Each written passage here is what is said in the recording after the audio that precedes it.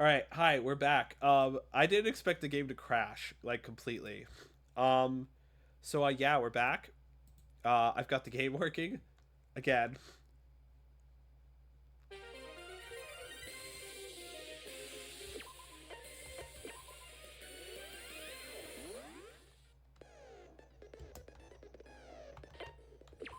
Okay, we're just gonna skip through this part.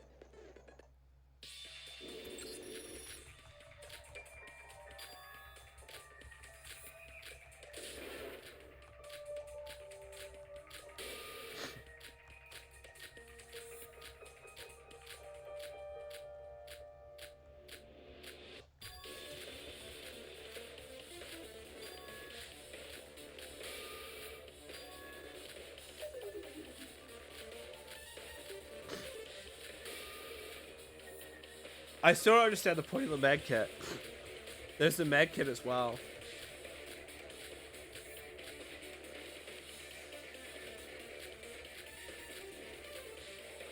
That's what's making me think it's still Hibiki. It's the med kit.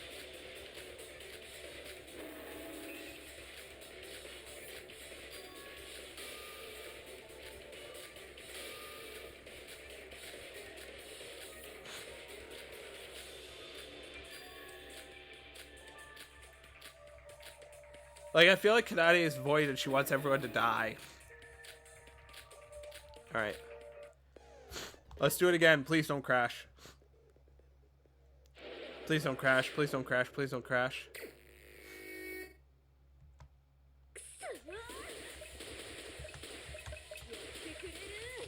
Oh shit.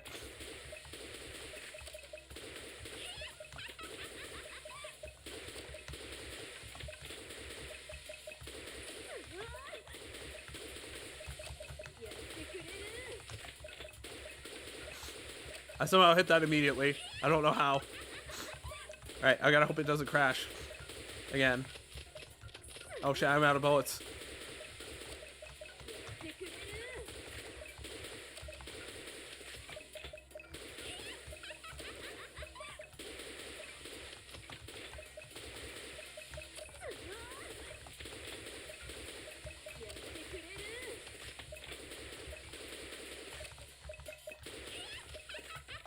We're out of bullets. Shit.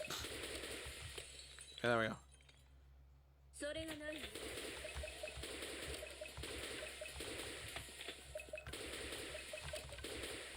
Oh shit. I didn't hit it enough.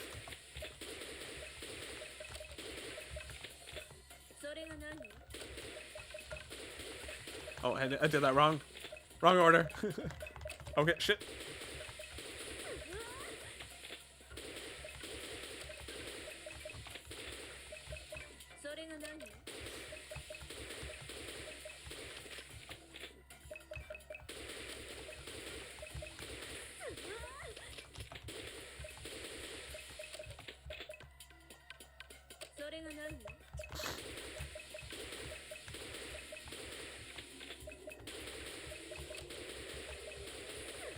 I think I just tried to move too fast. Alright.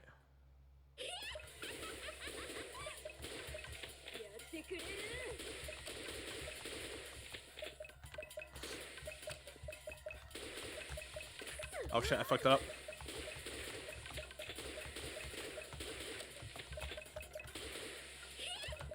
Maybe I had the game on too long. That might be it as well.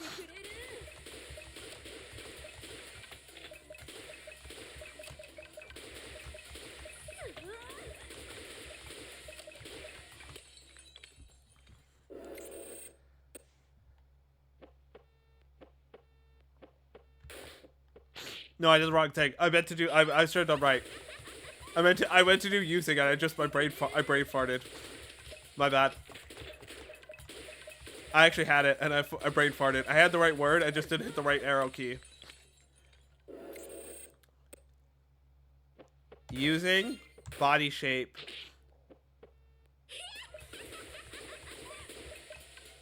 Oh, using hands to correct body shape. That's fucked up. Alright, now I got it. Using hands to correct body shape.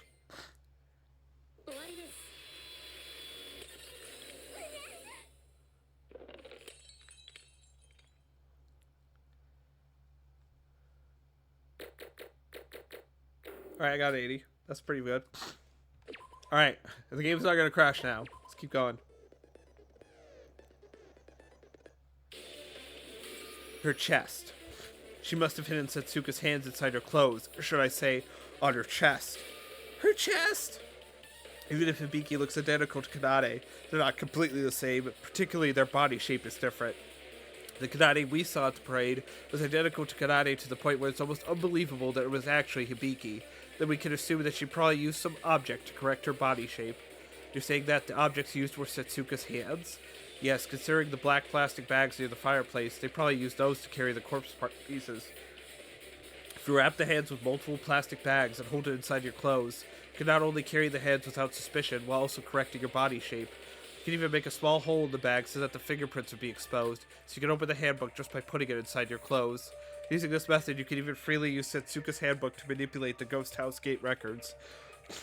What I'm confused about is we haven't had a scrum debate yet, which is making me thinking it's still Hibiki.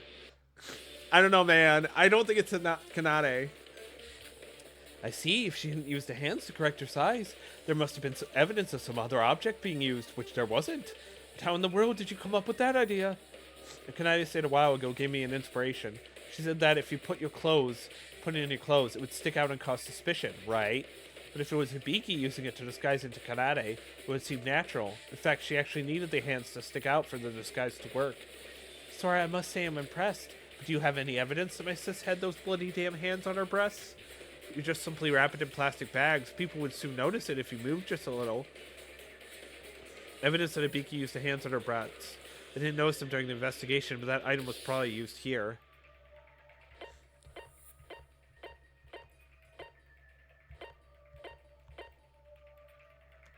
The pin? Oh, the pins! I do have proof, Kanade. There were pins found near the ghost house, presumably used to fix something in place.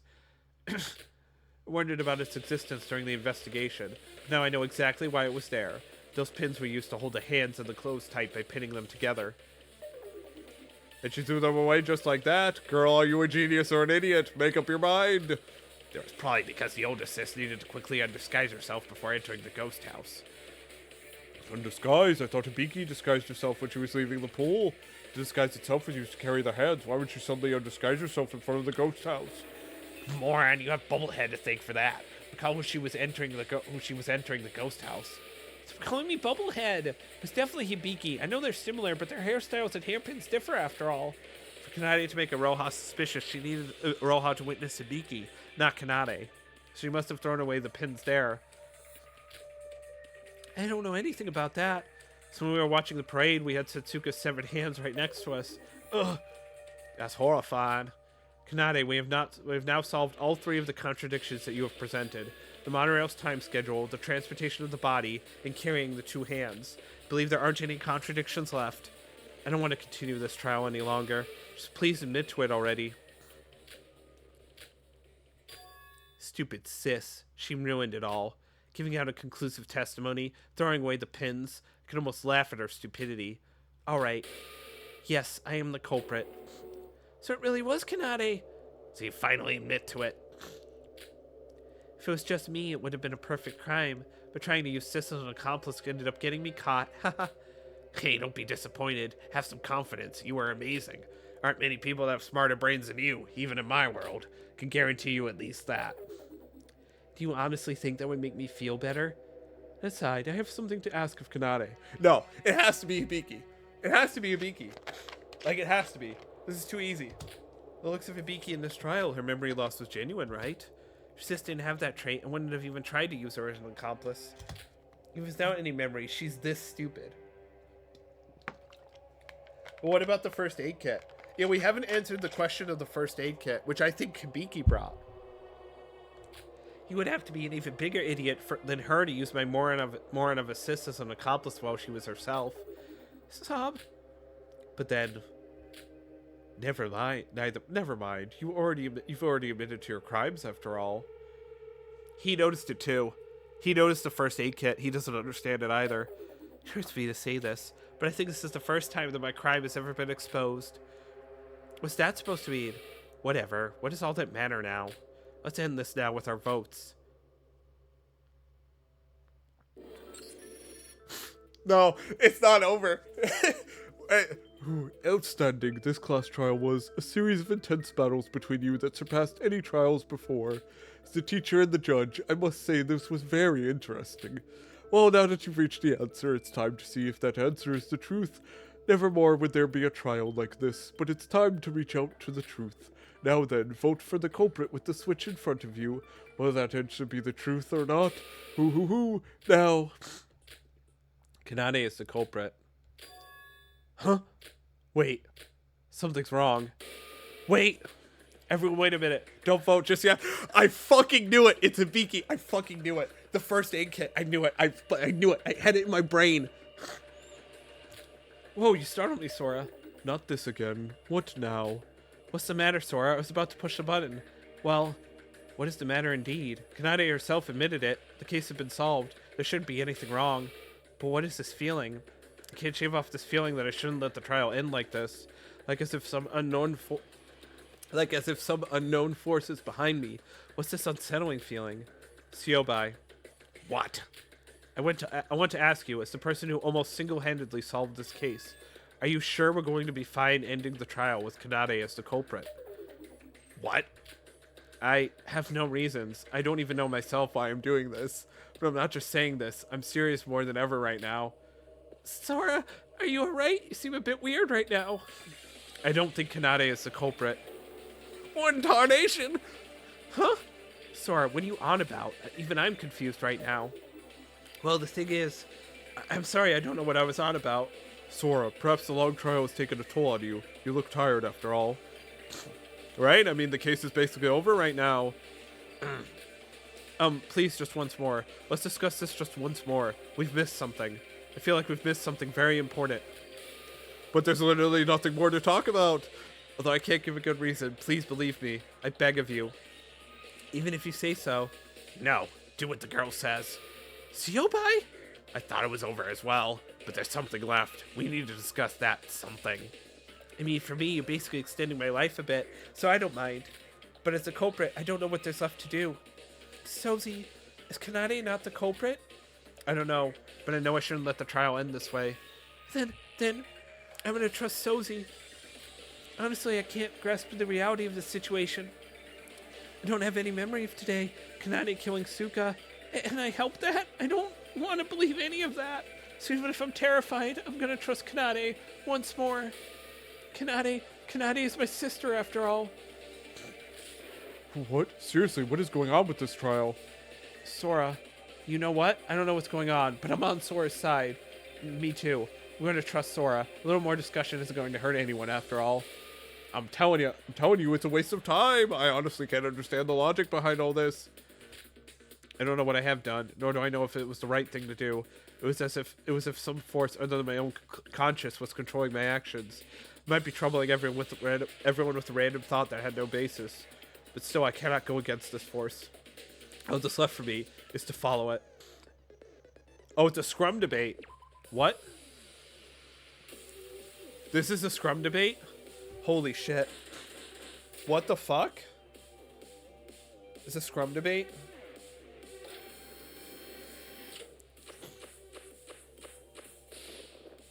Team Luna. What the fuck is going on? Team Solar. What the This is crazy.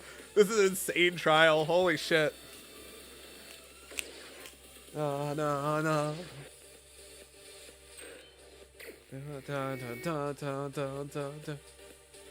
I'm the culprit. What should we discuss when I admitted it?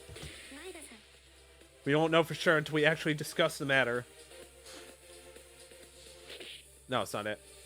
So, if we trick, can't we just let this end? There may be some unsolved tricks left. I believe in Sora. There's nothing left to discuss about. What is wrong with you guys? Oh, we have any other theories. This is just a waste of time. Sora isn't trying to suggest new theories. She's just trying to discuss more about the case. Are you suggesting the involvement of a third party? Then we've been back to square one. Third party my ass. Quit your bullshit. Think there's another suspect even I, the culprit, was unaware of? There are no other suspects. However, we cannot end the trial like this. Trust me.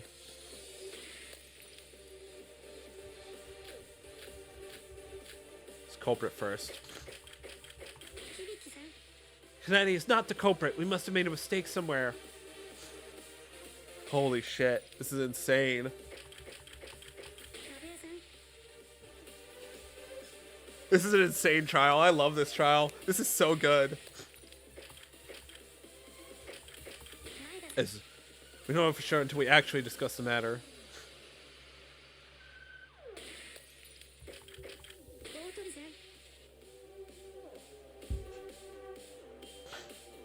This is so crazy. Quit your bullshit.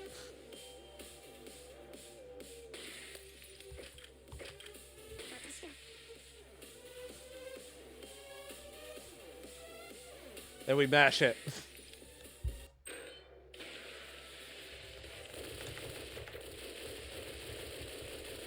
I got my fingers on all the keys. Yeah, there we go. I had to do like a weird claw thing.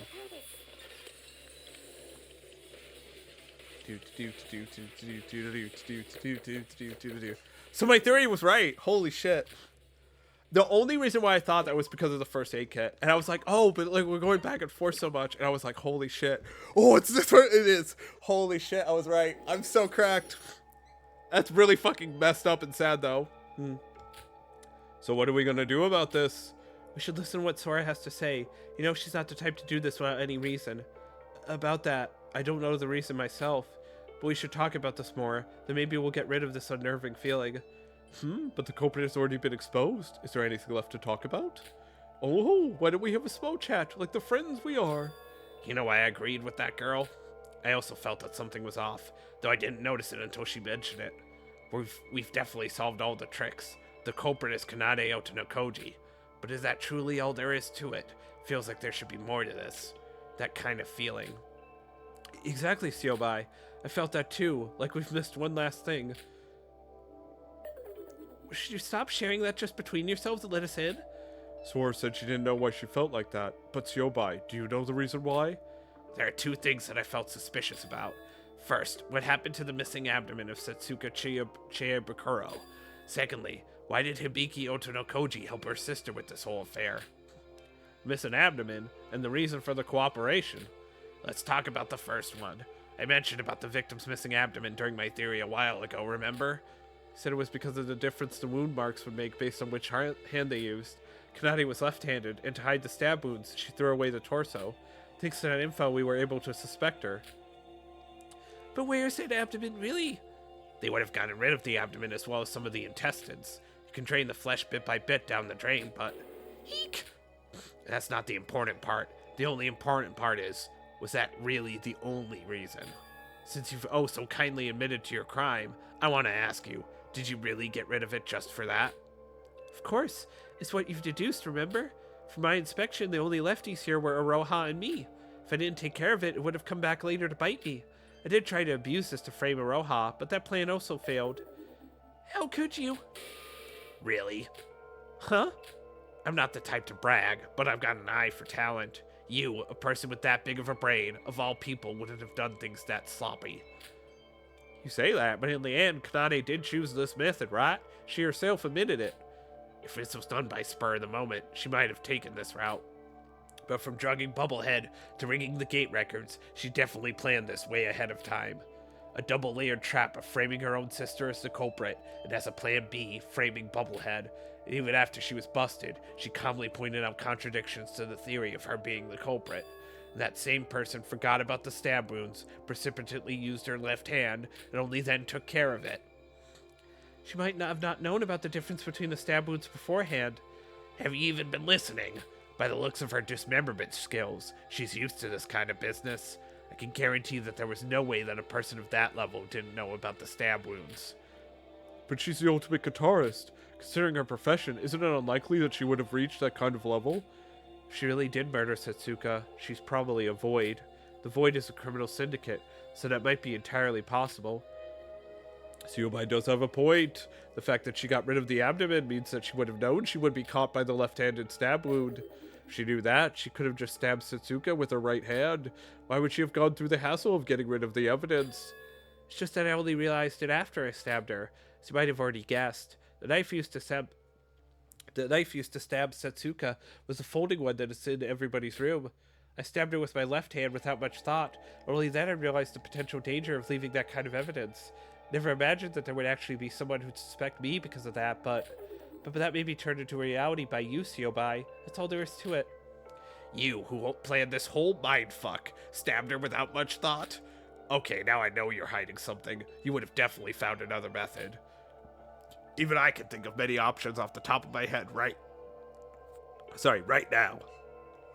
Using your right hand to create more stab wounds so the stab wounds won't be visible. Repeatedly stabbing her with both your hands so we won't be able to tell which one was the first blow. Are we really continuing this? Do you know what I hate the most? Repeating useless stuff that's already over. Just execute me already. Wait, Tsuyobai, enough about that. What about the second suspicious thing? The reason Hibiki cooperated. We really didn't go over this detail during this trial, but why do you think Hibiki Otonokoji cooperated with her sister in the first place? Huh? I don't know. Why did she... Didn't Kanade mention something about the altar? And she believed that sacrificing Setsuka's body would grant her wishes. That's right, the motive video. Kanade said that her video featured her parents, right? She helps kill Setsuka to save her parents, even if it meant she bloodied her own hands. Wait, is that really how that went? Yuki, even if she really believed that concept and put her body on the altar, that definitely is possible, but that's not all she did, right? She disguised herself, rigged the gate records together with Kanade. Isn't that weird? All she had to do to grant her wish was to put each body part on the altar. There's no reason for her to follow the rest of Kanade's plans. You're right. Hibiki wasn't quite herself this morning, granted, but it wasn't like she had lost her mind or anything. Even if seeing Setsuka's dead body made her go mad, this is definitely not normal. Maybe we should think more about this. Maybe we should ask her about this directly. Hibiki, why were you this cooperative to Kanade's plans? Even if you ask me, I have no memory of this. This is so fucked up, man. She's gonna get executed because she doesn't remember. Fuck, dude. I don't know. I don't know what's what. Considering that she's been next to useless in this trial, that would be a waste of time. The trick wouldn't have worked without Hibiki helping Kanade with everything throughout. Why did she agree to all of this? If it succeeded, she would have died, and if it failed, her sis would have died. You're right, come to think of it, this is pretty weird. The culprit is only one person. Hibiki doesn't have any benefit by becoming an accomplice. Tsuyobai? That's it. So that was it. Holy mackerel, that one's gone bonkers as well. I've got it. A crazy theory that solves all of our questions. Really? What is it? Hibiki Otonokoji. You're also the culprit. Yeah, the culprit's Kanade, isn't it? Did you even hear what I said? I said also. They're not just accomplices. They're both the true culprit. What? What are you talking about? That's impossible. There should be only one culprit according to the class trial rules. It's against the rules for there to be two of them. Since when did the rules say so? What? Don't believe me? Pull out your handbooks right now and read Rule 6. Hold on a second. Rule 6. 2 murders each performed by different black and occur consecutively.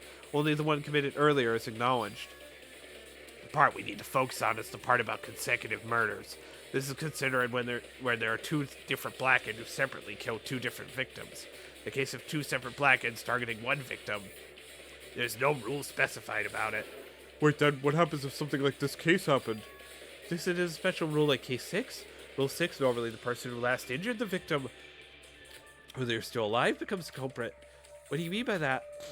Put it simply, let's say Iroha stabs Teruya with a knife. If I stab the dying Teruya before his last breath, I would become the Blacken that killed Teruya. So it becomes a game of who made the last shot. I see, if there are 2 separate victims and culprit pairs, the one that took place earlier gets prioritized. But if for 2 killers and 1 target, the one who made the finishing blow is the culprit. Excuse me, Did you really have to use me as an example? Poor Roha. But that still means that only one person can become the culprit in the end, right? Still don't get it. The person who makes the finishing blow takes the name of the blackened. Then if two people injure the victim at the same time, they both become the culprit, capiche? They didn't outright stab her. They knocked her out and stabbed her together at the same time. You're out of your mind. Never mind, even if they stabbed her together, there should have been some time difference between them. If one stabbed her just a bit later than the other, then that person would be the sole culprit. Oh, really? Then let's take it to the judge. Yo, Bird. Bird, I prefer to be called a crow. That aside, Rule 6, you say? That was put there just in case two separate murder cases happened in the span of one day. Imagine the troubles you would go through of solving two cases in one trial. This is their defense against that. But this case is a bit difficult even for me. If they injure the person at the same time, indeed. So is it possible or not? Theoretically, yes, but in reality, it's next to impossible. If a murder occurs anywhere, the high-tech sensors of Utsuroshima detect who hits down to 0.001 seconds. If anyone was even that little late, they would become the official culprit by the records. See, it's impossible. What if they get it down to the same 0.0001 seconds? Well, we'll measure it down to 0.00001 seconds. If they do it within the same 0.00001 seconds? Yo, Sobai, what are you leading up to? The time difference was next to zero, according to the records you're saying. Well, if it was that pinpoint, then I admit it, they both become the blackened. Fucking bingo. Wait. That's only theoretically possible, remember? Even if they thought they did it at the same time, there's naturally bound to be some time difference between them, unless they were machines or something. Nikki's right. I mean, I am capable of doing everything, right? But for my sis, it would be impossible. Why the sudden passivity? Are you hiding something from us? What'd you say? It would have been impossible for you twins. If my theory is correct, that was exactly why you couldn't have left the torso be. Of course, I'm not saying this on any basis. Proof that you two can do it with exact timing. It's ironically provided by Newsy over here. There. Eh? Me? What do you mean by that? Do you guys remember the interview that Newsy did on the twins back at the second island?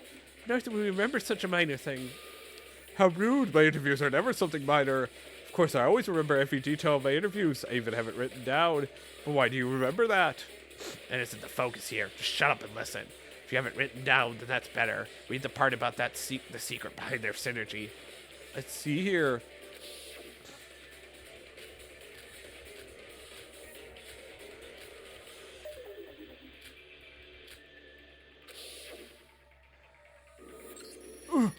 Wait, doesn't this mean? Now you get it. It's not a completely outrageous idea we're dealing with. They said they comment themselves. Even Kanade Otonokoji affirmed this fact. For these two, it would have been possible for them to use their special sense of beat to stab, simultaneously without any error between them. They really did? Wait, I feel like that was just an exaggerated playful comment by Hibiki. Logically speaking, this shouldn't be possible for two separate people. Is this possible within the bounds of logic, you meathead? Meathead? I met a lot of people around the world working as a trafficker. There were a lot of weird bunches when it came to twins. Twins who had the exact same physical abilities. Twins who could read each other's minds. It's about time I met ones that had identical rhythmic senses. Hibiki and Kanade are identical twins, right? They said that identical twins are almost the same down to the genetic level. They usually have the same personality. There are stories where twins who were separated still live similar lives when they were apart, right? See, if this theory were to be true, then that explains the reason they got rid of Setsuka's torso. They're able to time the stabbing with the rhythmic sense. They must have used their primary hand, the hand that they use when they're playing their instruments. They probably couldn't risk one of them forcefully trying to use the other hand and failing. That would also explain why they couldn't have made additional stab wounds. Until Setsuka was most surely dead, they would have had to leave only the stab wounds that they made simultaneously. Because it's a system where the person who last injured the body becomes the culprit. But could they have stabbed her after she was dead? Why would they get rid of the torso when... No, that's impossible. Stab wound made before and after the person's dead differs in its appearance. If they managed to stab her simultaneously on their first try, they would have then waited for Setsuka to die naturally. It means she died of a shock from blood loss, which would have taken a lot of time. To create a stab wound after that period of time. The difference between that and the first one would be soon found. Then someone like me would have questioned it, thinking it as suspicious. How exactly can you distinguish the two? Go read a book about it in the library, dipshit. I was just curious, okay? Why you gotta be so mean? starting to lean towards the possibility of them both being the culprit. One more thing. You know what's scary about that girl? During that interview, that girl clearly showed distress when her sis was giving out info without any thought. When the first trial started, that girl asked Monochrome about the existence of accomplices. In other words, Kanade was already planning a double blackened murder way back during the first trial. That can't be. Kanade helped us numerous times during the last two trials. That was obviously an act to hide her true self. I myself didn't know what I was dealing with until this trial today. In the end, every decisive testimony, one way or another, all started from your damn foolish sister. Could have left the stab wounds be, since only I would have been able to tell the difference. But because you were taking that interview into account, you had to get rid of the abdomen. Identical down to the genetic level, eh? Ironic, you two couldn't have been more different. Siobai, that feeling of discomfort has vanished with your theory. This was it. That Kanade being the culprit wasn't all there was to it. Hang on. If they are both the culprit, then if we didn't listen to Sora and just voted for Kanade, whether we voted for only Hibiki or Kanade, we would have been wrong and we would have been punished. Sora was right in the end. Amazing. How did you think of this? Did nothing, honestly. Siobai did most of the heavy lifting. Oh, so the two of them did it together? Is that the public opinion right now? I honestly still have doubts about this, though. I agree. As much as I want to trust everyone, we have no evidence of this claim. Sure, we have no concrete proof. But if this theory were to be true, then we can also explain Hibiki's cooperation. If they both become the Blackened and win, they both get to escape the island. So Hibiki had an incentive to become an accomplice. This is the true ending of this trial. The Otonokoji twins were the true culprits of this case. Cannot admit that. Oh, Sora! Did you really think that? Do you really think that makes sense? Yes. I alone was the culprit. I think it's something real special after hearing that disgusting theory from Siobai. I tried to admit my crime and died peacefully. It seems like I can't even do that without taking a crack at your damn theory. Open your fucking ear holes and listen. Oh, I know this. First rebuttal showdown of the whole trial. Holy shit, she's insane.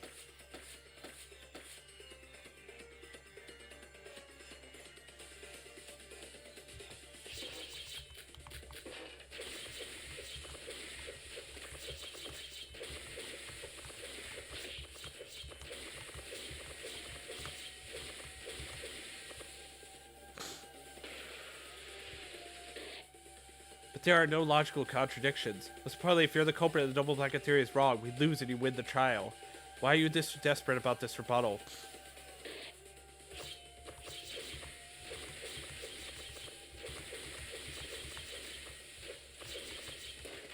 Oh shit. Shit, I did too many points.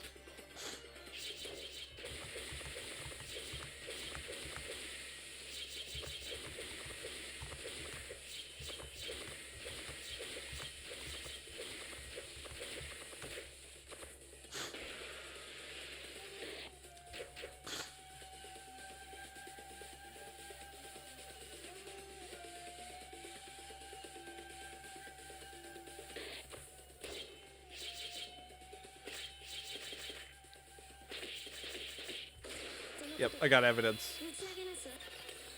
They use antibiotics.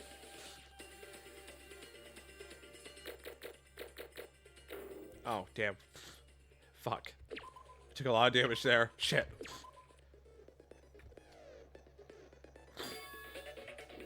Proof. You say there was no proof? Obviously, it was impossible from the start. A flawed theory. We ask you, Siobai himself. Do you have any proof? Yes. And you claim to say you know something and even Siobai is unaware of. Of course not. In the end, this was all just a baseless theory. No, I do have proof. What? After hearing what Siobai said, I've looked through every evidence I found once more, and there was one single evidence that didn't have a place anywhere in this theory. Yet nobody knew what it was for.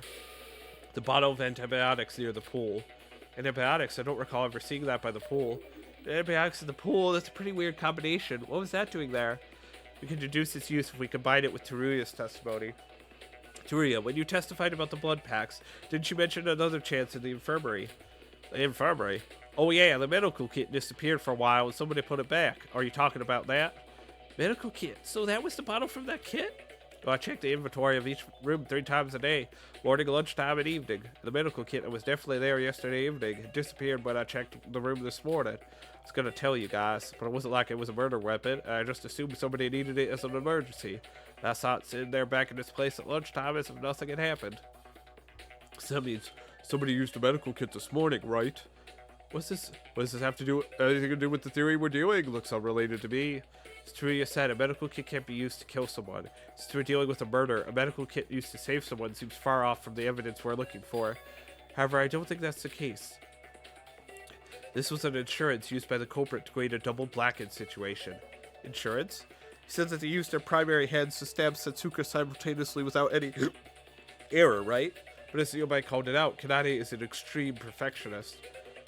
What if they managed to fail the timing? Oh no, they did it. They were going to use it to heal Setsuka back up if it failed? Exactly. Kanade had taken the medical kit with her for that exact reason. Preposterous! How could you know if you had succeeded or not in the first place? Dude, Monochrome exists for a reason, you know. So they stabbed Setsuka together, called Monochrome to check if it could be accepted as a double blackened murder? Is Monochrome even allowed to tell them that? I mean, there's no reason not to. Telling the Blackened that they are the Blackened shouldn't be a problem, right? That aside, that bottle was decisive evidence. I never saw that during my investigation. Where the hell did you find that? I just kind of saw it rolling around near the pool. Bullshit! I never even opened the damn thing. There's no way that I dropped the...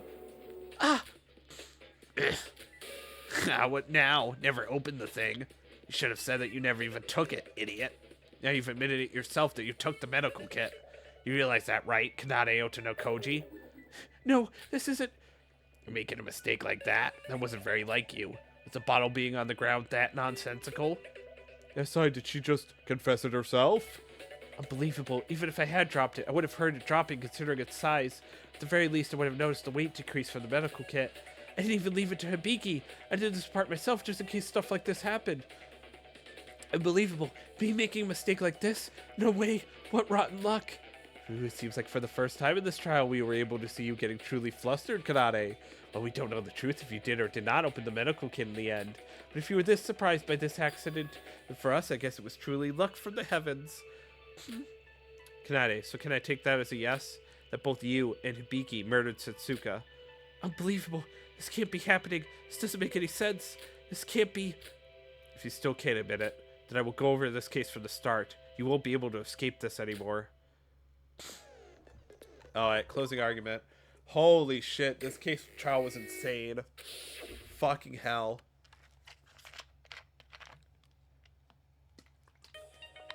This trial was absolutely fucking nutty, dude.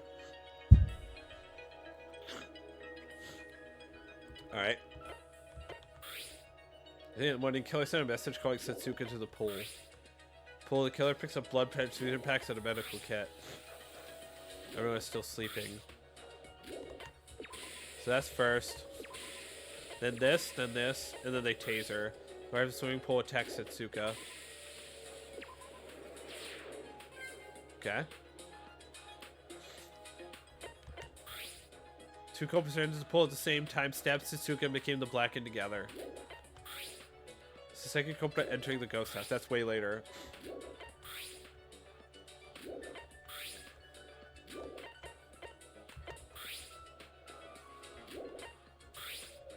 A culprit was called to the pool.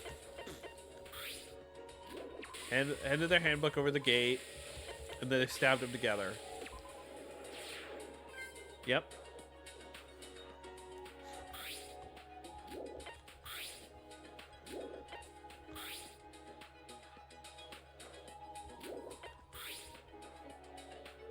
But Aroha's just reading manga. I love that.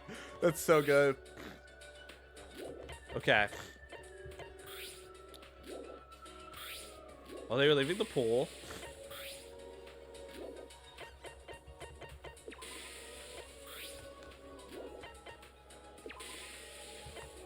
that, right? Okay, I was wrong.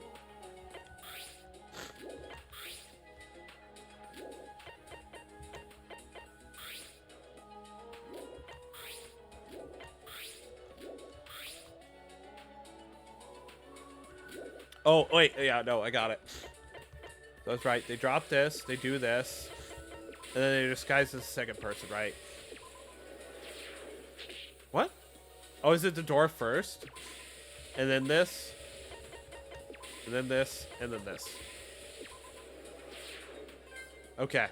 That's annoying, but okay. They're not that much different, okay? Okay.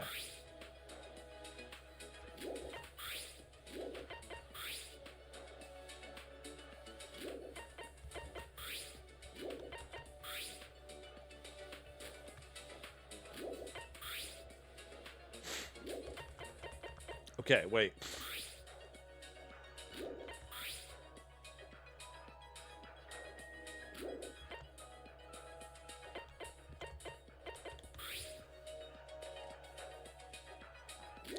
So they called Aroha first.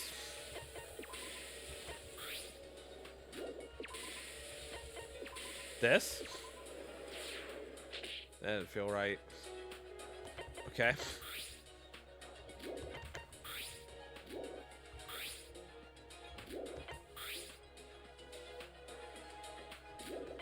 Fuck, I don't know.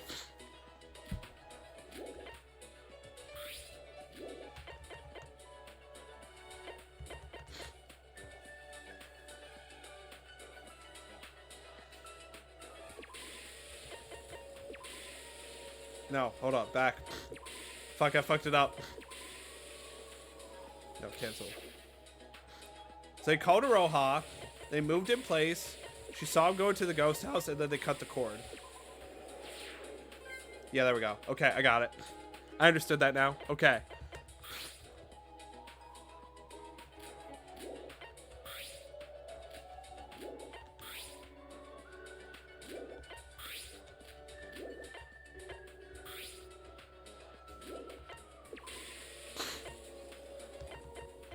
And throw the purposes. Oh wait, hold on. That's wrong. That's wrong order.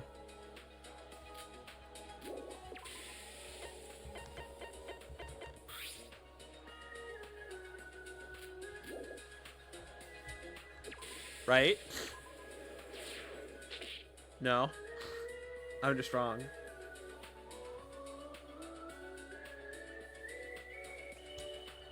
Right, I did that in the wrong order. Yeah.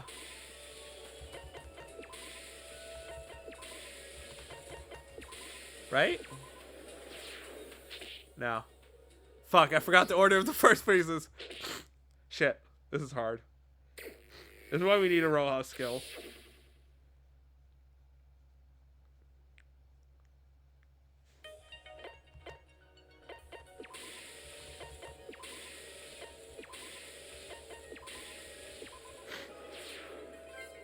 Immediately get damaged because I'm stupid.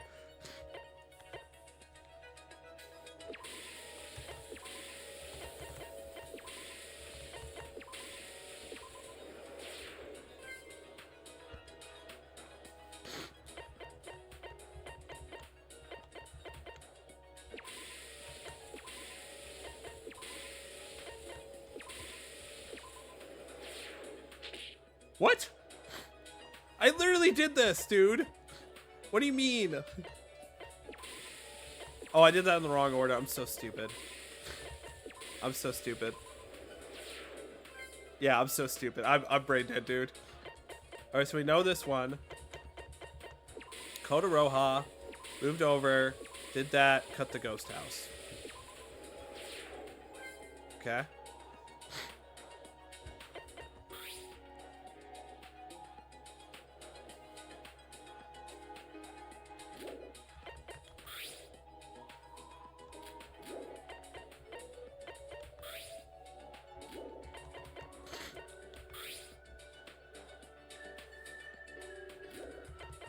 Oh, wait, it's this one.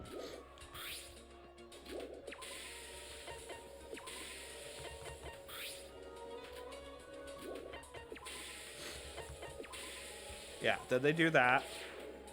Yeah, okay, I got it. I understood that now. Okay, then they threw the pieces.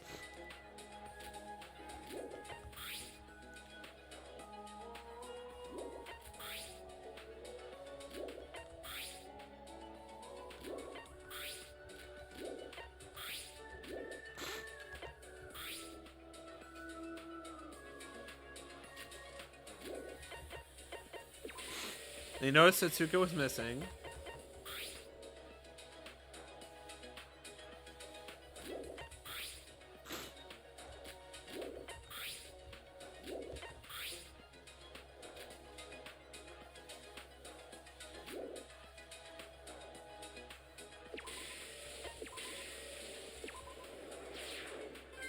Okay, I got it. Okay, last page.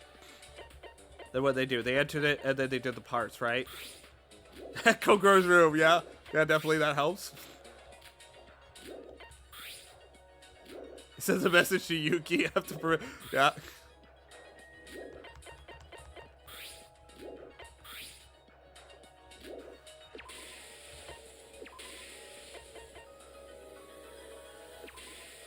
Yep, that. There we go. Got it. I did it. Act 1. Early in the morning, when everyone was still asleep, the culprit was already busy at work. Using the fact that Mikado prepares her breakfast early in advance, they put sleeping drugs in the coffee at Aroha's seat. This is to eliminate any alibi Aroha might have in the afternoon. When the day broke, the case began for real as the culprit called Setsuka out to the pool. Before they headed to the pool, the culprit took large quantities of blood packs and a medical kit from the infirmary. Since it was already gone by the time Teruya checked it this morning, this is the only chance they had to take them. Then they arrived at the pool and attacked Setsuka. They didn't quite kill her just yet, but only knocked her unconscious. Immediately after this, the culprit signaled another culprit in this case to the pool. Yes, this was the first time that two people were both the culprit of one murder. Here, the first culprit handed their handbook to the other culprit over the gates. This was to manipulate the gate records, a crucial trick used throughout this case. The second culprit entered the pool using the handbook they were given. The in records of the first culprit and Setsuka already existed in the gate record database, so when the second culprit entered through the gates, the results showed an out record for the first culprit. The second culprit was able to enter the pool without using their own handbook and leaving a handbook. Next, the two stabbed the unconscious Setsuka simultaneously with a knife. Originally, the one who stabbed later would become the real culprit, even if it was a matter of milliseconds. However, our killers had an extreme sense of rhythm that with each other enough to a point its difference was undetectable. This is because they were twins that had ultimate talents related to rhythm. After confirming the fact that they stabbed her at the same time, the first culprit left the pool. Here they used Setsuka's handbook to make it seem like there was nobody at the pool according to the records. As she was leaving, she also put up a sign that said, "Pool sanitation time. Please do not enter," in front of the pool. This way no one else would enter the pool while they took care of the body. However, the culprit made a huge mistake here. The medical kit that was prepared as an insurance to heal Setsuka in case that they missed stabbing her simultaneously. While they were leaving with the newly useless medical kit, a bottle of antibiotics had dropped from it. Not sure how the culprit didn't notice this, but we were able to prove the double blackened theory using this evidence. After the culprit left, she re-enters the pool after 3 hours with the tools she needed. The 3 hours are left blank intentionally to frame Aroha in the near future. Once they had the tools they needed, they began doing their business for a few hours. And by business, I mean cutting up Setsuka's corpse into multiple pieces. The reason they dismembered her body was to transfer the body to a different place, which I'll get to in a moment. Here they got rid of the abdomen that had marks that showed two people, one left-handed and one right-handed, stabbed the body. Once the dismemberment process was over, they cleaned the pool using its tools, and the second culprit disguised as the first culprit. They were twins, so a little bit of disguise was enough to make them completely indistinguishable. To correct their body shape, they put Setsuka's two hands into a plastic bag and pinned it on her chest. They needed Setsuka's hands with them to open her handbook for the tricks they needed to pull off in the future. By carrying the hands as a disguise, it was like killing two birds with one stone. Holy shit. This is so complex. Because they carried Setsuka's hands with them, they were able to use their handbook freely, just like Emma did. The culprit then sent a message to Aroha using Setsuka's handbook. The message called for her to be in front of the mirror mansion at 6 o'clock. It's because of this message that Aroha wasn't able to participate with us during the parade. After sending this message, the second culprit leaves the pool while still disguised. She puts the sign in front of the pool back inside and walks her back way to Block A. After arriving at the ghost house, she undisguised herself and enters the ghost house while deliberately getting witnessed by Aroha. By getting witnessed by Aroha, the culprit later used this fact to frame Aroha and make her seem suspicious. However, amidst the rush of changing her disguise, the pins used to hold the plastic bags had dropped on the ground, which were used in this trial as important pieces of evidence against her. Entering the ghost house, the culprit ran up inside to cut the wires to the fuse box to cause a blackout. They also put out the fire in the fireplace, though this was because they needed it to be that way for the other culprit to utilize the chimney later on. The blackout itself was so that others wouldn't notice what happened inside the ghost house. Sorry. You guys are very stuffy. A little later, the second culprit redisguised herself as the first culprit and left the ghost house to join the rest of us at the parade. Of course, none of us even had the thought that the culprit had disguised into someone else. So the second culprit was able to watch the parade with us without any suspicion. At that time, the culprit was waiting for the monorail at the Block C station. They moved the corpse pieces to the station from the pool prior to the second person heading over to the ghost house. While the second culprit was over at the ghost house, the first culprit was busy with her work as well, getting rid of the signpost before leaving the pool, putting the chess piece inside one of the parade dolls in the Block C storehouse. 6:10, the monorail heading to Block A arrives, and the first culprit began their process of moving the body. The method they used was to throw each body piece through the chimney once the monorail goes past the ghost house, one by one. This method, while seemingly impossible for anyone else, was done with ease by our culprit, making it seem like the corpse had teleported inside the ghost house. However, since the ghost house was next to the track that connected Block A and C, she only had 4 chances to throw the body pieces, considering that monorail was only active every other hour. The 7 pieces, even excluding the 2 hands and the chest that she stuffed inside the parade dolls, needed to be transferred. She calculated the monorail timetable and went back and forth between Block A and C. Using this method, they had exactly 7 chances to throw the body pieces in 1 hour. With the culprit's perfect aiming abilities, the transferring was done. Oh my god, it's so complex. After all the body pieces have been safely thrown inside the chimney, she leaves empty-handed and heads to the storehouse. The parade was almost over, and the chess pieces had been delivered to Block A by then.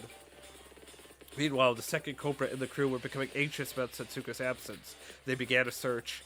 Pretending to look after her and heading to the Block A storehouse, the 2 blackheads meet up and switch places. The reason the second culprit disguised in the first place was to create an alibi while the first culprit was busy throwing corpses on the monorail. Since that was finished, there was no reason for the disguise from then on.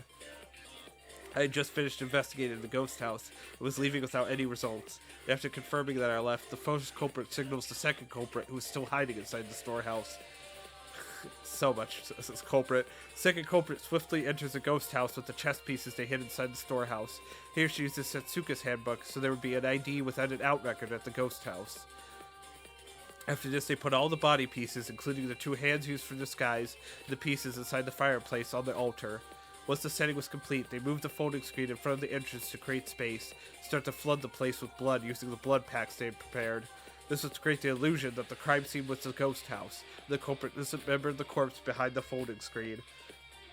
They created a huge trail of blood leading up to the altar, and spread some on the altar as well for good measure.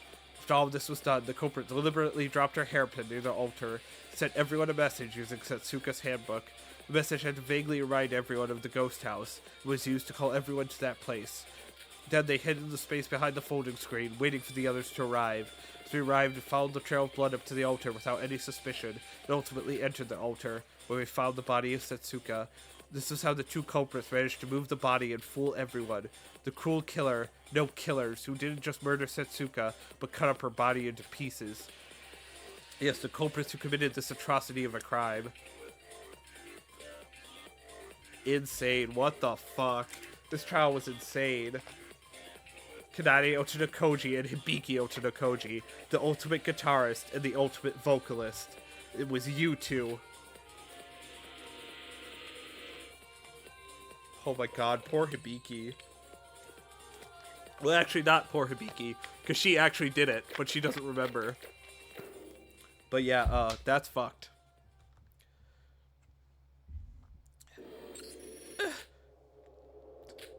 Are you still going to defend yourself, Kanade?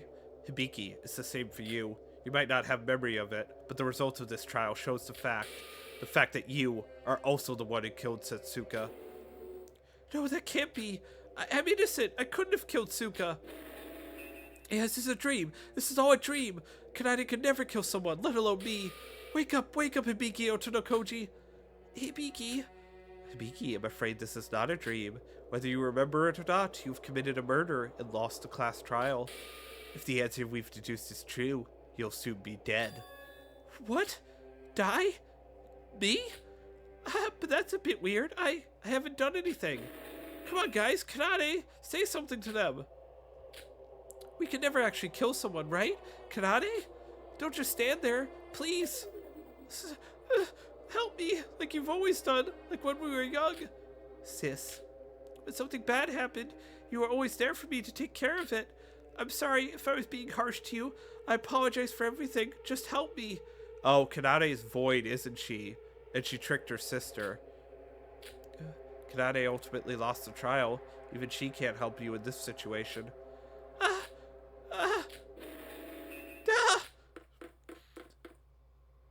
Let me out! I'm gonna break open this door! Now, Hibiki. The trial is still in session. Please return to your seat immediately. Let me go home! I hate it here! I need to save my parents! I'm so sick of this place! Let me out! Just let me out! Ah! Oh my god. Jesus Christ. Hibiki. Hibiki, calm down. I wonder, does that girl have any mental disorders?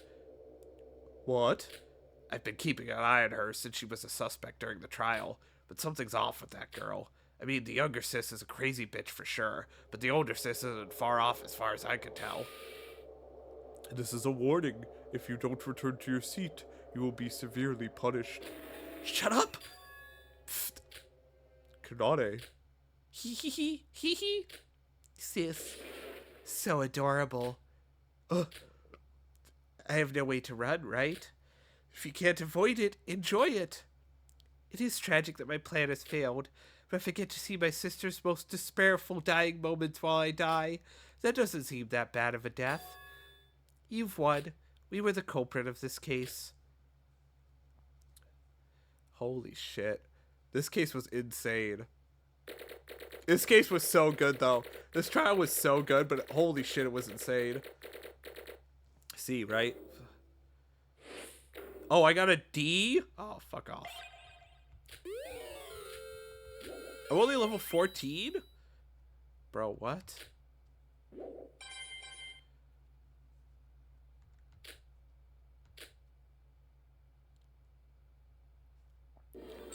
It's good that you resolved everything, but the silence... Now that you've reached an answer for real this time, it's voting time.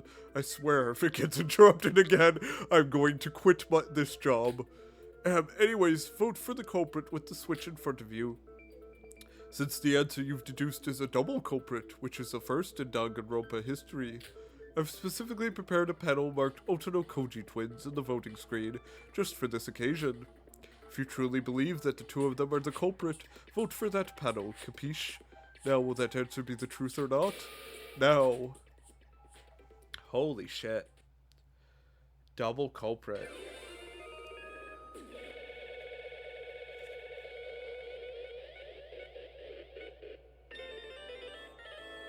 Oh my god, it's both of them. That's insane. I thought it was just Hibiki.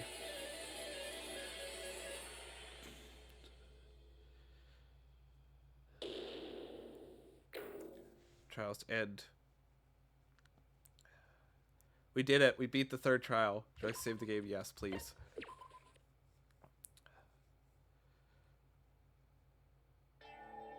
She's so happy too. The real culprit who murdered Satsuka Chiebukuro was Hibiki Otonokoji and Kanade Otonokoji. Correct? You've got them both right. So they're both the culprit? To be honest, when they stabbed them together, I had a hard time deciding on what to make of it. A class trial is a system by definition. That's while multiple victims can occur for one case, no two students can be the culprit. However, I replayed the clip countless times, and no matter how you look at it, as if they stabbed her simultaneously, even the computer couldn't detect the time difference. I had no choice but to admit it. In this killing school trip, the rules are absolute. In this case, did obey the rules. My most honorable praise for the twins, as they found a loophole in the rules and used their talents to pull off a feat truly impossible. I was confident I would win this trial. You would have lost if you'd voted for my sis. That result wouldn't have changed even if you voted me. Whoever you had voted for, I was going to be safe. And I even had a backup plan of framing Aroha. But for this plan to fail, I truly did not expect this to happen. Seems like I underestimated both Siobai and Sora. She's right, we contributed nothing to this trial if it wasn't for those two. Honestly, I was mentally prepared for Siobai. I can estimate the threat level of a person immediately at first glance. And ever since our first encounter, I always have been cautious of you. But Sora, what are you? You have nothing special to boot, and you can't even remember your own talent? How is someone like you able to win against someone like me? Sora, what really is your talent? That's what I want to know. You... Twins, answer me. Why in the world did you murder Setsuka? Nikkei, what's wrong with you? I thought you didn't care about whether we died or not. Well, I do have an idea why you were acting like that. Was that supposed to? Forget it. It's not like I'm going to tell you anyway. That aside, you asked why we killed Setsuka, yes? Kanade, I can understand maybe, but Hibiki was very intimate with Setsuka. Why did Hibiki help murder Setsuka? Don't you get it, bro? They're voids, both of them. Obviously, that's the only logical reason. It happened last time and the one before. We're trying our best to harmonize and survive, and they're trying to ruin it. The two twins were both voids? Is that really how it is? Speak up, Hibiki. Kanade.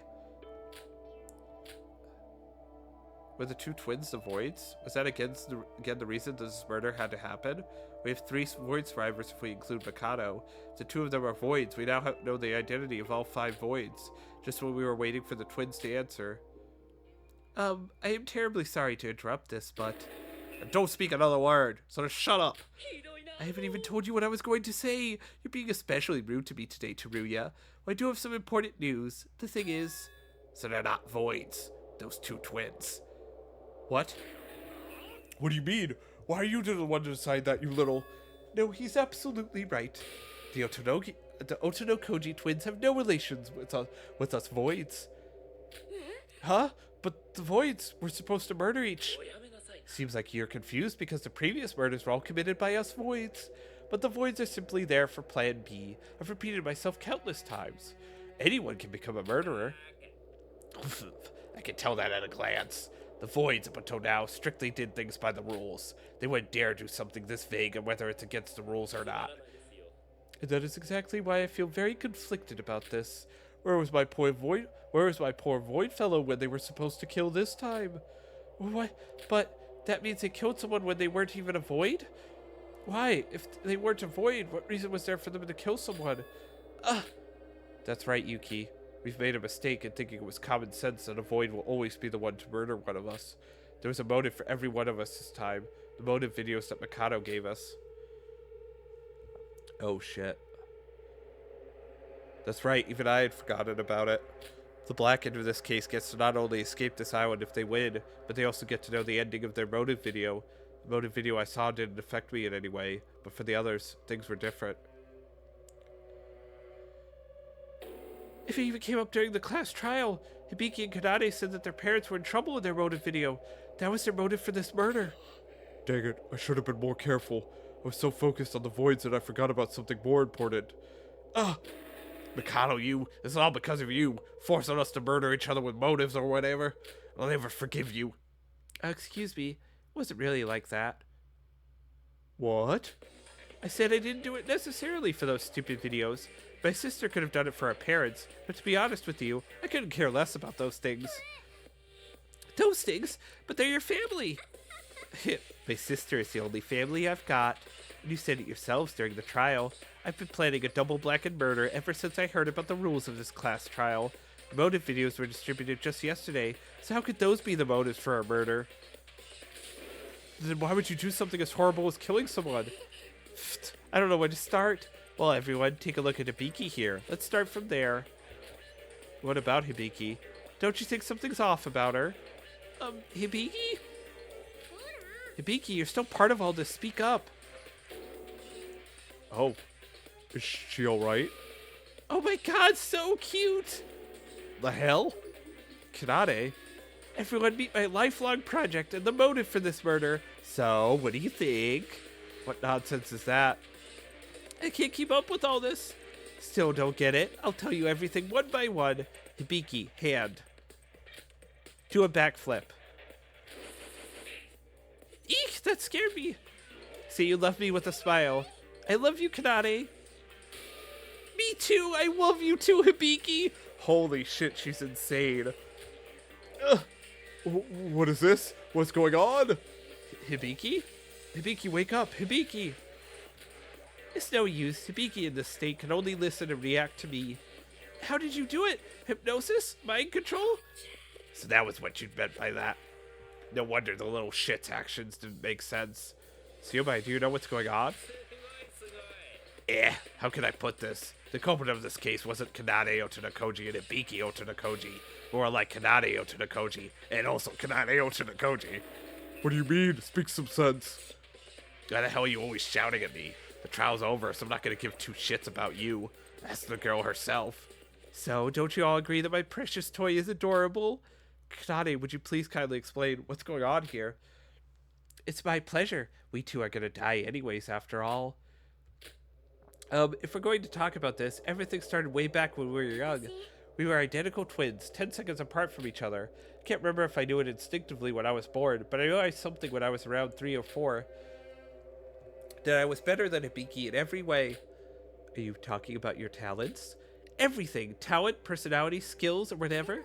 But as I realized that, Hibiki must have also realized that she was the lesser of the two. Ever since she acknowledged that when we were young, she had been abusive towards me. So I was too young at that age. I didn't object to her actions. And I ended up giving in to her. Then one day, our mother told my sis to play with me for a change. But Hibiki back then loved Shiro so much that she replied she loved Shiro much more than me. Those words hurt a lot, especially as a kid. Shiro, who's that? A puppy we used to have as children. Small, kind, white teacup poodle who's really friendly with people. You killed the puppy, didn't you? Kanade, you bitch. You killed a puppy? Fuck you, Kanade.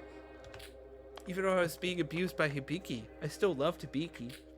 I thought of her as family. I wanted to get along with her, but I heard that Hibiki liked some puppy more than me. I felt an uncontrollable wave of jealousy. As long as Shiro was alive, I was never going to get closer with Hibiki. That was when I decided to get rid of it. Get rid of it? What do you mean by that? What do you mean by that? What do I mean by that? I literally got rid of it. The next day when I was alone at home, I butchered Shiro with a kitchen knife and threw it away down the drain. What? You're kidding me, right? As small and wretched that thing was, it was still a creature of life. That meant I had to cover up a lot of things to not get found out, but somehow it all seemed easy. Probably because I was a genius. After a while, poor little sis was frantically searching for Shiro, but alas, she wasn't able to find it. This is Kanade. You are the most fucked up person. Like, holy shit. No redeeming qualities whatsoever. Holy shit. Of course, she wasn't able to. What remained of it was probably indistinguishable from sewer sludge by then. So you killed your sister's favorite dog to get friendly with her? Like hell that would work. You're out of your mind. I know. As soon as I realized I did something wrong, I did feel a bit guilty. But the reaction Hibiki showed afterwards soon got rid of any afterthoughts I had. Instead of bullying me again for the loss of her puppy as I expected, she started to cry in my arms. Kanade, help me. What should I do? She cried. And that face of hers back then was the face of an angel more precious and adorable than anything I had ever seen. Since then, Hibiki turned into an extremely passive and weak state whenever she was mentally backed into a corner. And each and every time that happened, she cried to me for help and depended solely on me. That was when I started to train my little Hibiki. Train? Unbeknownst to Hibiki, I had schemed multiple mental shocks for her in secret, all high and mighty, abusing her little sis by the day, but in reality she was being mentally tortured by her very own sister. Being mentally weak, Hibiki in her shocked state cannot even remember what happened afterwards. And now even the innocent ignorance for abusing her little sister without knowing anything about what happens off stage is so lovely that it drives me insane. And that's how I slowly but surely modified Hibiki to my taste ever since I was young.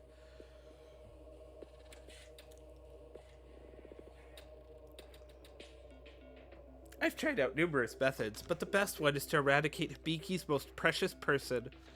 What the fuck, man? Like with Shiro, every time Hibiki made a close relationship with someone, I got rid of them one by one. Ayumi, her best friend during grade school, got kicked from the top of the stairs, and now she's stuck in the hospital, paralyzed for the rest of her life. The nerve of that girl. Your sister feels sorta creepy, so we should keep away from her. Honestly, that bitch deserved it and more. Our middle school homeroom teacher that Hibiki had a crush on. I gave him an extra dose of muscle relaxant and buried him on a hill near the school. Holy fuck! That pedophile pervert must have had indecent thoughts towards my precious Hibiki. So that was an act to save her from him. Even after we started our band, there was a recording engineer, makeup coordinator, our manager. I got rid of each and every person connected to Hibiki. And now even the slightest of hardships will cause Hibiki to turn weak. She's more dependent on me than ever. Holy shit. That's fucking... See, this is an insane twist that works because Kanade has been established as not, like, mentally all there. So it makes more sense. This is way better than V3's twist where they did the stupid serial killer. Because this makes sense with how they act. Wait, what? So you're basically saying that? And it doesn't feel completely out of left field. Setsuka wasn't your first victim? No way. Unbelievable. Yeah, what's your body count? Well, I don't keep track of everyone I kill. I guess around 60? Alright, you win. I mean, it has come to a point where I just get rid of everyone acquainted with Hibiki. How in the world did you not get arrested for all this? Well, it's either because I was too perfect, or because the cops were too stupid. My bet is on both. That's why I told you, this is the first one that I actually failed. Is that why you killed Setsuka? Because she was friendly with your older sis? It didn't have to be Setsuka, so long as that person was the one most intimate with Hibiki. Though she did get on my nerves, to be honest. Anything that could help Hibiki recover from her mental state must be eliminated. Why? For what reason? Why are you so obsessed with Hibiki? Reason? How about I ask you a question instead? Do people need a reason to love someone? I love Hibiki. If you could have your loved one all to yourself, anyone would have done the same. You're crazy. You're insane. I can't even hear another word from you. You don't deserve any sympathy whatsoever. Go to hell. Hold on a minute, Kanade. How does this story react to Hibiki acting like a puppet right now? I forgot about that part. I guess it was around that time I made sushi out of our coordinator. When Hibiki realized that the coordinator she was close to had gone missing, she came to me crying. But something was different. She was bawling like usual when suddenly her eyes lost focus and she didn't show any human reaction. Dude, I gotta blow my nose so bad, but I don't have a tissue near me. I'm just like actually messing with my ability to talk. And when I spoke out to her, she started to do exactly everything I told her to do. No complaints, no reactions, like as if I was controlling a game avatar. That might have been one of the happiest moments of my entire life. She's just being controlled by my words. Just think if it makes me, Afterwards, whenever Hibiki's mental state took a certain amount of damage, she turned into a puppet like this. It only lasted for a short time the first time around, but in time it lasted longer and longer, until now I can just switch it on and off whenever I order her to. From that day onwards, my training goal for Hibiki had completely changed. If I previously trained her to only look towards me, I now trained her to be the perfect puppet. My final goal was to make Hibiki my very own puppet all the time, regardless of her mental state. If we had escaped off this island after killing Setsuka, and maybe killed one or two more, I could have achieved that dream. What a waste. I see. So that's why Sioma said the culprit was Kanade and Kanade again. Kanade did this to Hibiki so that her sis could act as her duplicate and commit the ultimate perfect crime. Even Mikado's like, dude, that's kind of fucked up. You know, I'm the guy who put you all in the killing game and has been having my subordinates kill. But like, that's another level, my man. It's like that's a level too far. When did it all start? When did Hibiki start acting like this? Was she already in this state when we met her this morning? No, she still retained herself back then. Throughout this killing school trip, I was looking for the perfect opportunity, the point where Hibiki's mentality reached the threshold. And through that motive video of her parents getting attacked, I knew it was time. So I just executed my plan that I had prepared. Your plan? Now that I've already been revealed, there is actually one more piece that I used the blood packs for. What? As you have deduced, I woke up early and called Setsuka to the pool. Then I ambushed her from behind and knocked her out. And then I poured blood all over her unconscious body to make it look as if she was dead. Why do such a gross thing? because that was the trigger that would turn Hibiki into a puppet. I immediately called Hibiki out to the pool and made her enter the place using my handbook. Our innocent Hibiki entered the pool and soon witnessed a fake crime scene.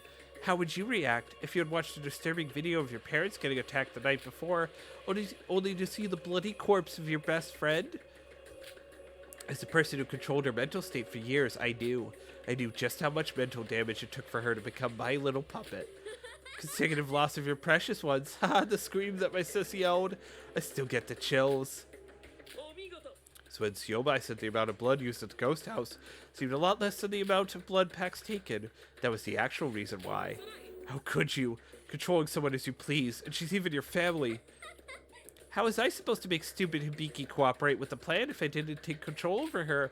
She wasn't going to agree on killing someone in her normal state in the first place. This was all for Hibiki. She did want to leave this island after all.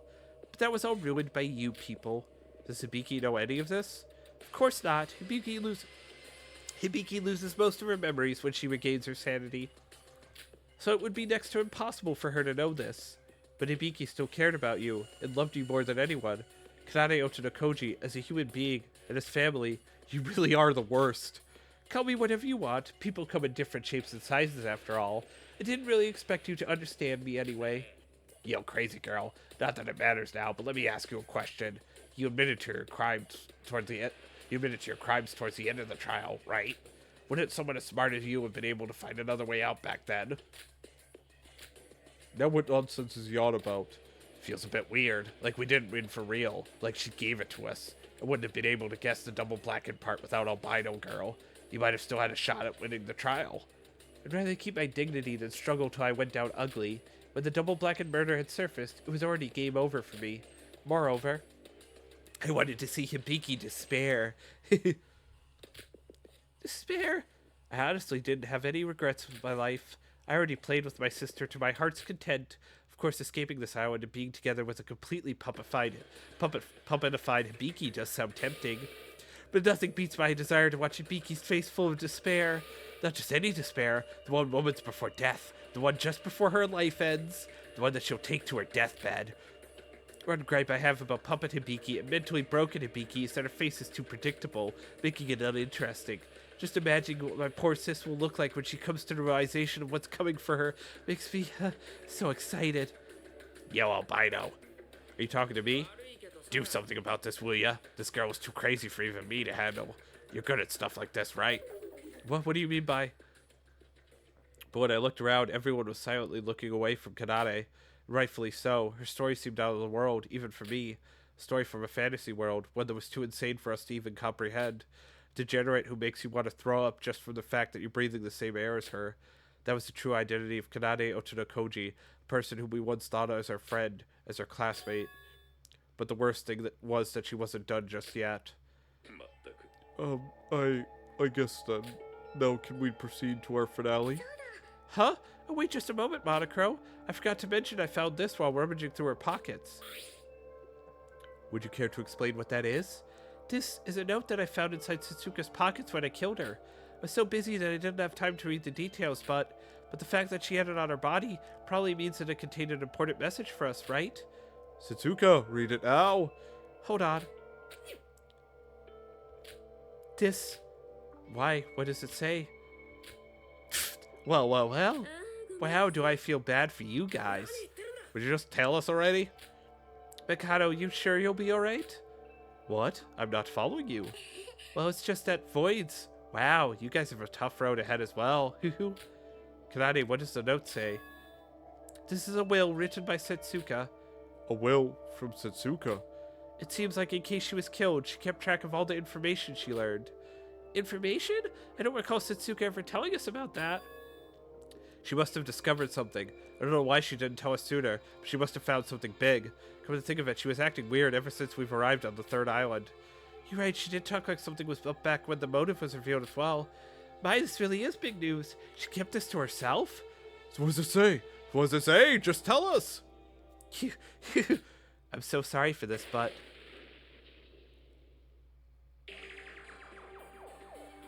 What the fuck, Kanade? Dude, what is that face? Holy shit.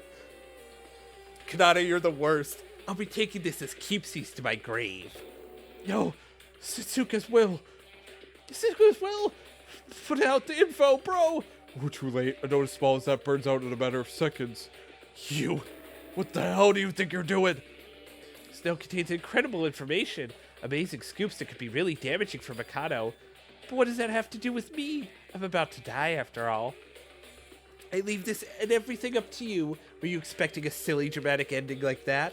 Unfortunately, I'm not that good of a person. Rather, I despise each and every one of you. You ruined my perfect plans of escaping this island with Hibiki. Yes, this is my petty revenge for losing the class trial. An adorable tantrum by me, if you will. Holy fuck. She's the worst. No, it's her dash. Oh god, no. Please. You're being awfully persistent, Nikkei.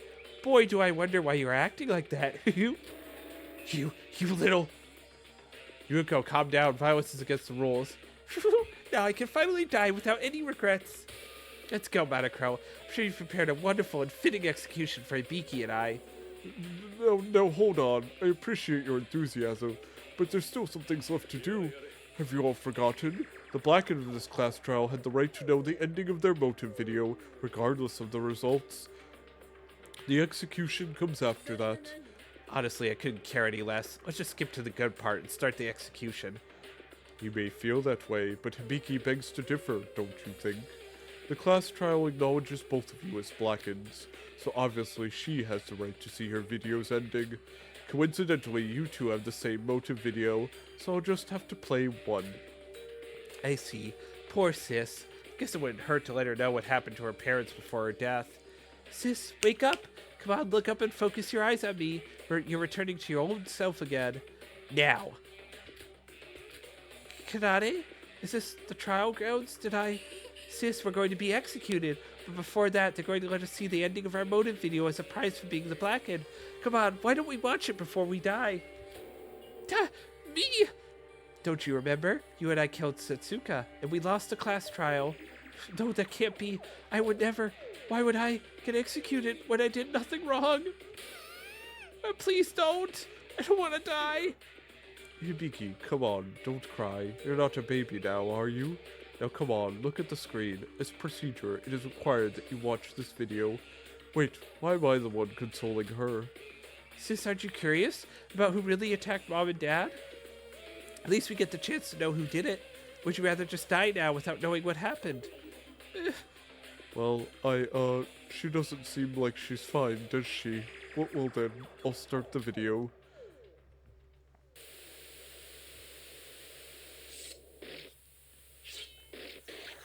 Sorry. Don't kill me. Why would you... It's Kanade, isn't it? Huge screen over our heads showed a video of a couple looking to be around their mid-40s or 50s getting stabbed repeatedly by someone. The man seemed like he was already dead, with blood spewing out of his throat like a fountain, falling out as she pleaded for her life.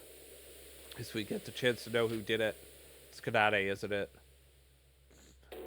No, Mom! Dad! Huh? This video is a first-person perspective recording from the very person who murdered the Otonokoji's parents. Being recorded on a cheap camcorder, the quality isn't quite something to write home about, but... I can't watch any longer. This is too horrible. Wow, Mikado. Who really are you guys? How'd you get the footage of the twins' parents getting murdered? No, not just that, even the motive videos. How'd you get your hands on those? Oh, do I really need to answer that? Huh? Wait a minute. Now for the climax. The identity of the assailant will now be revealed. I'm sure you're more curious than ever, dear Kanade and Hibiki. Hoo-hoo. So let's find out who done it. It's Kanade, isn't it? Phew. Person, after murdering the couple, was breathing heavily as they looked around. It was as if they were looking for something. The video wandered from place to place until it stopped at a full-body mirror at the corner of the dark room. And in that mirror, the reflection showed who the mystery assailant was.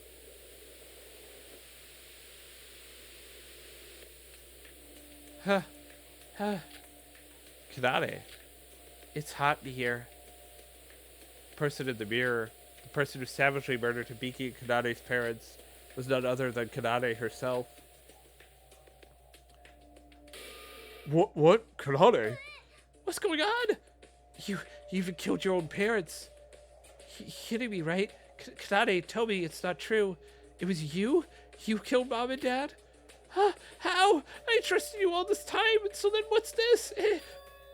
Mikado, would you care to explain this video? I never murdered my parents. Sure, that is definitely our house, but I never did such a thing.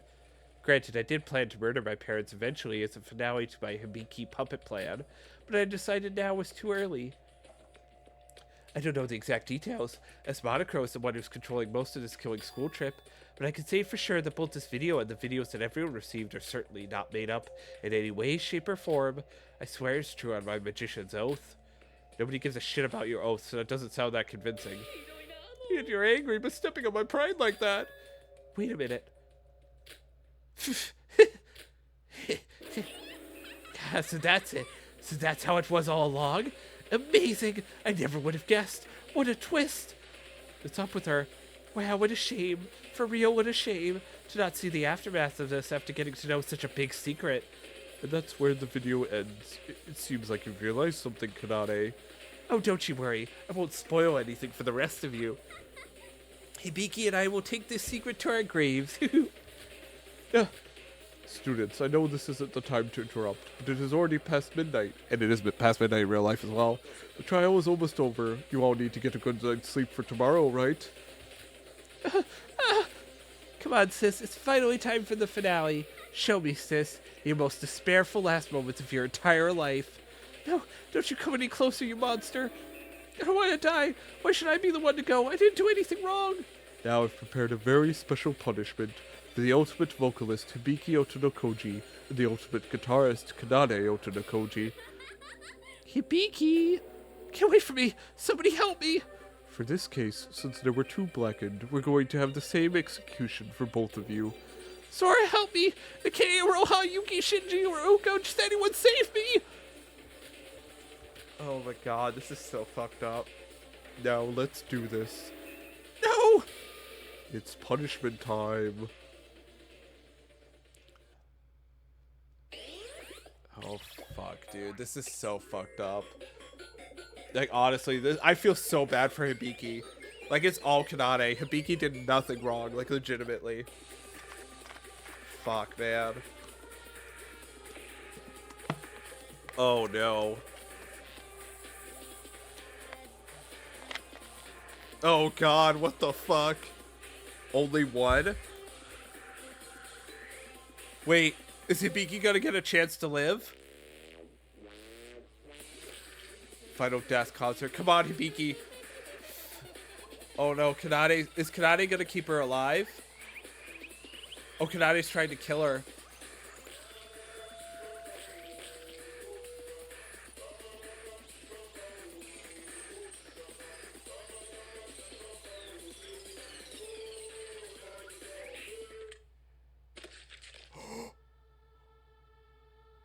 Wait.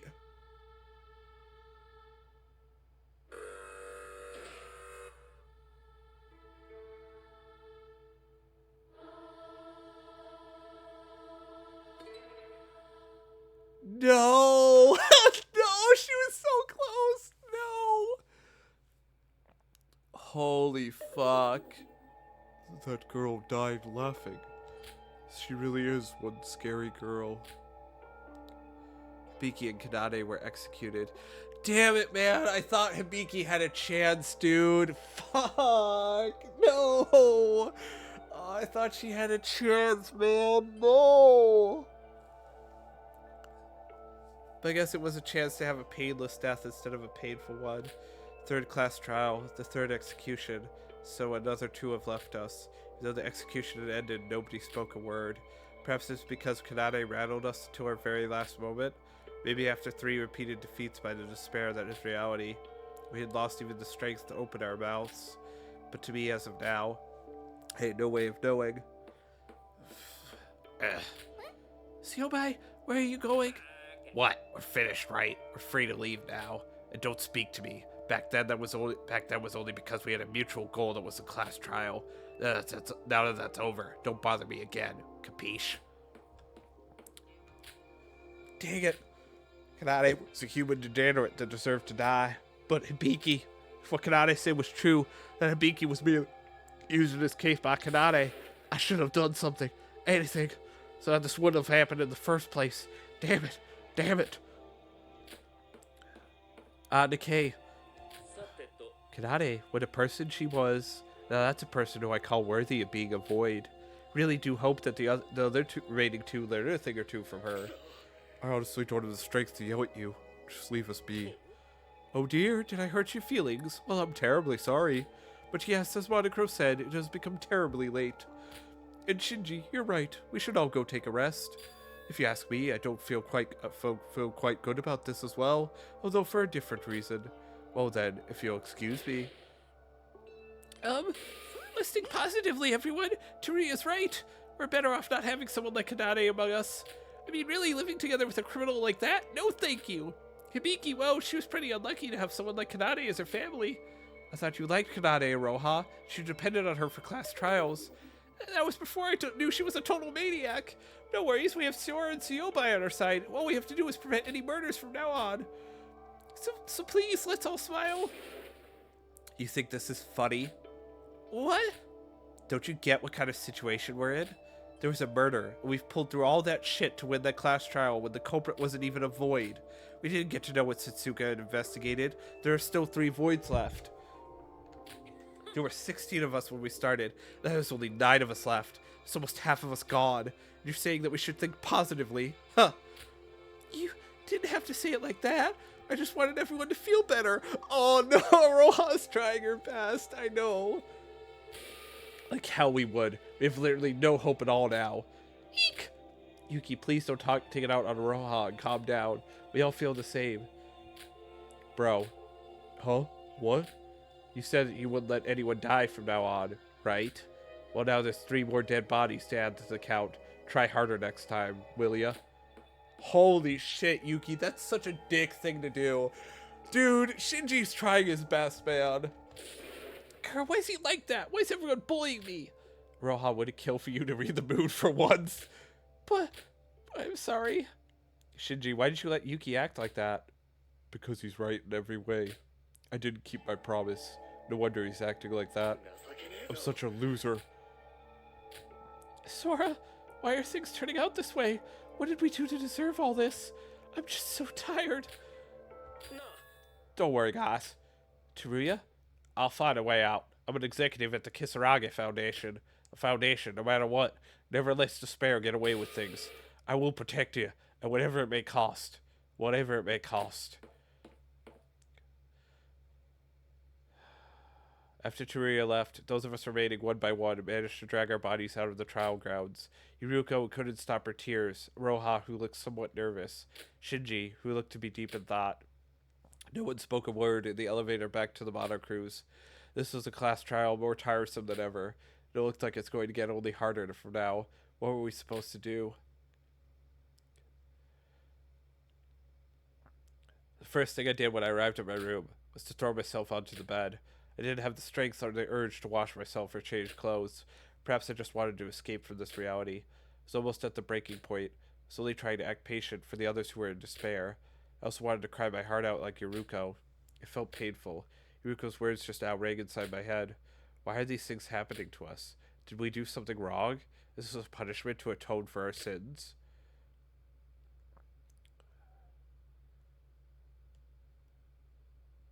I had no idea. ... For now, my tiresome body had given up on everything, and I decided to give in to this wave of sleep. Oh, Roha.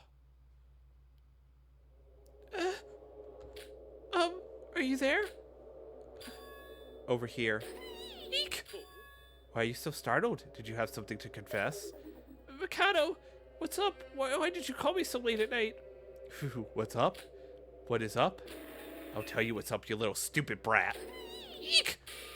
Aroha, did you, even aware of the fact that you're a void? It was your turn last time. Emma stealing your spot? That I can understand. The corrections were made in the end, after all. But if you ruin everything one more time... If you ruin everything one time, you're supposed to make it up the next time. There were supposed to be 2 victims this case. A double murder, you hear me? Let's talk about what actually happened. Let's see, the cases weren't similar, and to top it off, 2 black-ins? How are you going to take responsibility for all this? Well, when I found Setsuko's corpse, I thought to myself, well, it seems like Aroha's finally pulling her own weight. I even marveled at your wits when the trial panned out as if you were the murderer. But what the hell is this outcome? I honestly couldn't have ruined these things this badly even if I tried. Tell me, what did you accomplish on this island? Well, I was gonna do something, but Kanade acted too quickly that I don't want to hear excuses, you useless trash. I even gave you a tidbit before the motive reveal. You probably weren't even paying attention, were you? Are you making fun of me? Eek! Answer me, why do you think I included someone as useless as you in our team? I told you before, you're just here to fill up the numbers. You're just here for the ride, so don't worry. But even so, shouldn't you at least do what you promised to do? If this plan fails, then your life is going down the drain as well. So you're planning to go kamikaze on all of us. Wait, but it wasn't my turn originally, and I didn't even have time to discuss the plans. So how was I supposed to do anything on my own? Use his powers, for God's sake. You saw the class trial, didn't you? The outcome is already decided. You just have to have the will for it. You're trying to make excuses when you haven't even done that much. But...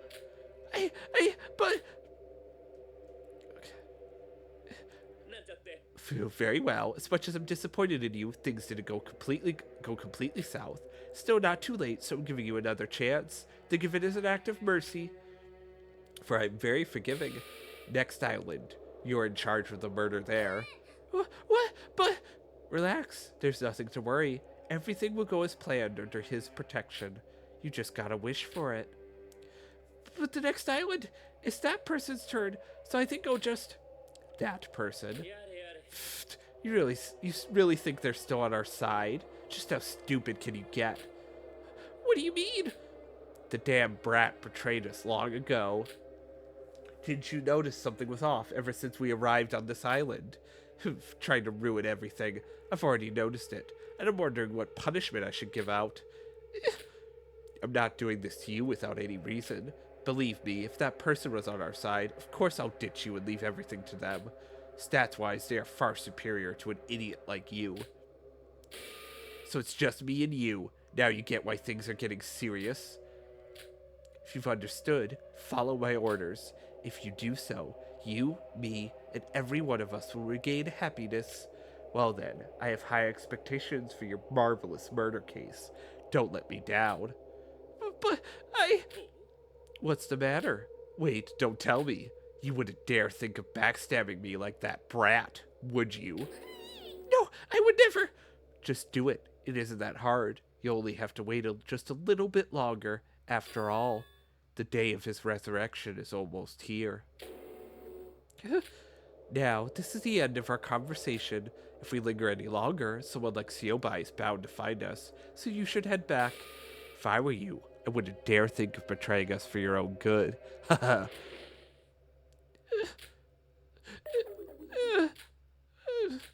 Oh, no. Aroha's a void. Oh, fuck. Oh, no, dude. No. Aroha, why? This chapter was so good. This chapter was insane.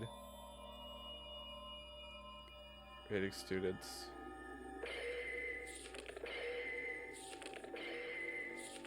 Died. Danganronpa. Oh, that means Aroha is gonna make it. We know it's Aroha, right? Yep. And she's scared. So who's the last void then? Oh, they've confirmed it's not Siobai. Oh, cool. I got the 8th note hairpin, guys.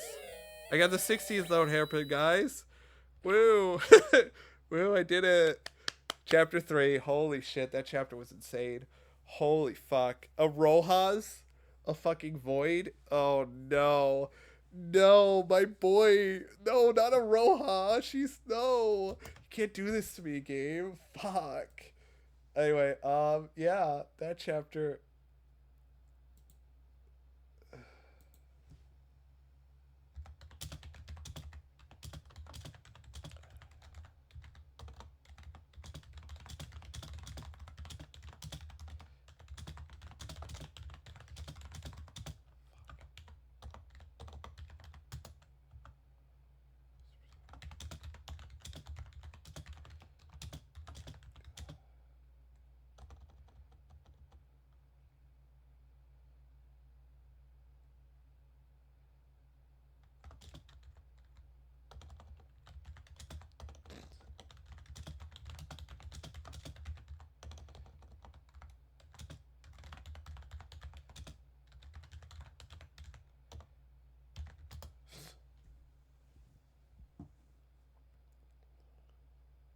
Holy shit. Okay, I'll end this part off here. Next time we'll start chapter 4.